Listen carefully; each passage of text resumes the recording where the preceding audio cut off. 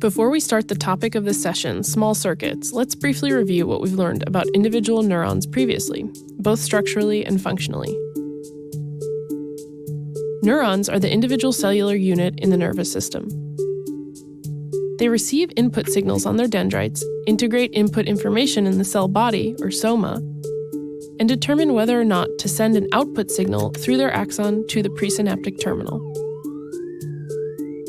This is the fundamental principle of information processing in the nervous system, which the great Spanish neuroanatomist Ramon y Cajal termed the neuron doctrine. Considered in isolation, of course, this principle doesn't work.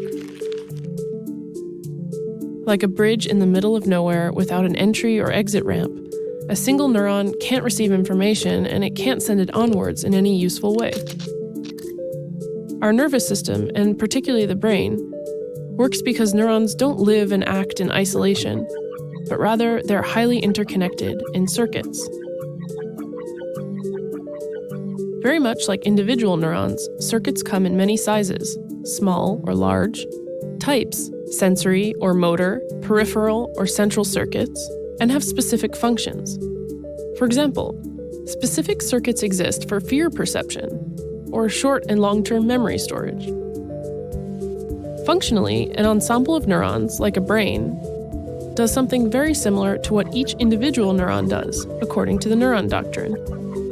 It listens, integrates incoming information, and then takes action, or not.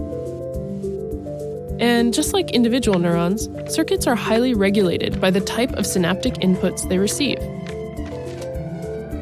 In other words, each neuron within a circuit has to compare many levels and types of synaptic input, process the information centrally, and then decide if it should send an action potential.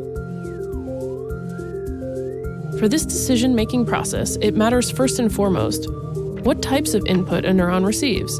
Is it excitatory or inhibitory?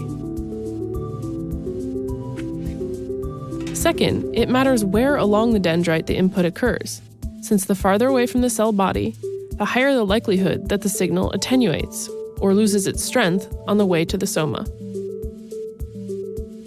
Third, it matters when and at what frequency inputs occur. The more closely together two excitatory inputs occur at the same synapse, the higher the likelihood that a neuron will reach threshold and fire an action potential.